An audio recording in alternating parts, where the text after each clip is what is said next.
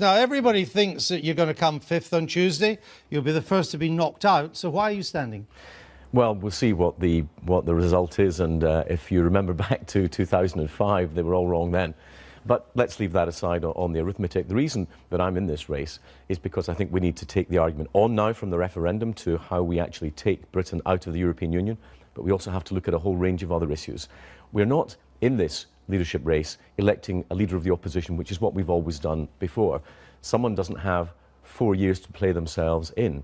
And the day after this election, someone's going to get a call from Mr. Putin, and they're going to have to make an assessment on our nuclear deterrence.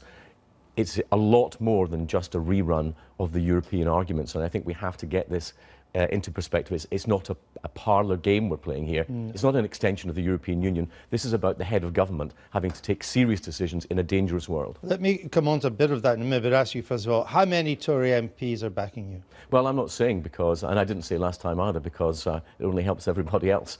And tactically it makes sense to keep your powder dry till after that first. In double figures yet? Oh yes, well. Well, but still fifth. Well, I don't know what the other numbers are going to be. This is rather different, I think, from the previous campaign that I stood in, because in that one, by this point, 2 days from the first poll, most people had committed. There are a very large number of uncommitted people in this particular race, and I think, therefore, the most important event is going to be the party hustings tomorrow night. There are 3 leavers running. What do you bring to the contest that Andrea Leadsom and Michael Gove don't? Well, I've been in the Foreign Office. I understand a bit how that European mechanics actually operates, and I think that we're now seeing quite clearly something of the road ahead. People have been saying, what will we do? How do you set the ground rules before you trigger Article 50? I think what we've seen this week is a differentiation between the position of the Commission, which is hardline and ideological, and a rather softer approach from our elected colleagues across the European Union. For example, on Newsnight the other night, the European Trade Commissioner said that we couldn't possibly have any negotiations on trade with Britain until we were outside the EU. And she was asked, wouldn't that be detrimental to every single economy on Europe? And she said, yes, it would be. Now, that's a crazy position to have, and it tells you how stupid the approach of the Commission is. So what do? We have to talk to our German and French colleagues in particular, who've got elections next year. And we have to say to them, let's start talking about what would be in our mutual interests. And this is before you trigger Article 50? Yes, of course it is. And you start to say to them, what sort of flexibility do you think we have? What can we do in our mutual interest? Because you've got elections next year. And you want to be able to sell to the German people and the French people a picture of how you can maintain their prosperity. At the moment, they're saying they won't talk to us, not even informal talks. It is certainly true that Mrs. Merkel is sounding a bit more friendly than the Commission or even President Hollande. But at the moment, it is no formal talks. So you must expect that position to change. I do expect it to change, and I think that when we have a new Prime Minister in place, it's for us to say, we are clearly going to implement the view of the British people. I don't personally think you can have a deal that includes anything to do with free movement. I think that was rejected by the public. But then we have to say to our European partners, this is what we're going to do, this is a position we're going to have.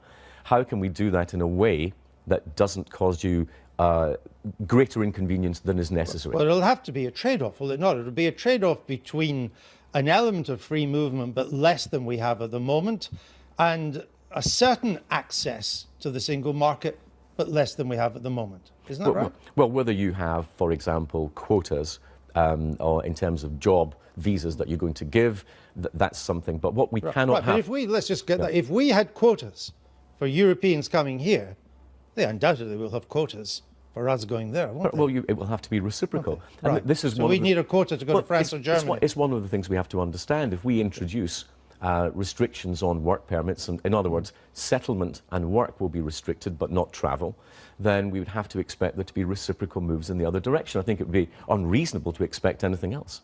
Is it true that if Theresa May had promised to make you her Foreign Secretary, you wouldn't be running?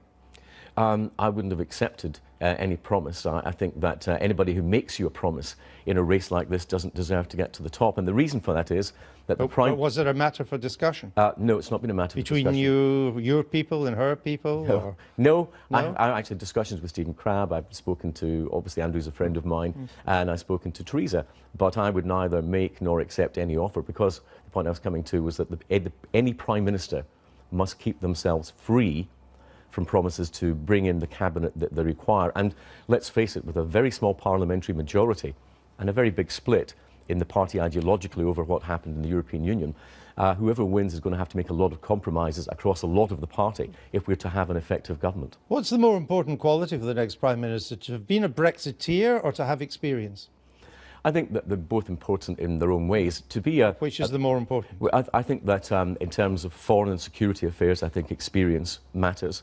And as I said, we're not electing a leader of the opposition. We are electing a prime minister. So, you can't play yourself in. It's not something you can just learn. So a Remainer would be possible in you. It doesn't have to be a Brexiteer? I think it's preferable to be a Brexiteer rather than a Remainer. The point you make is a very valid one. I think it's possible to be a Remainer.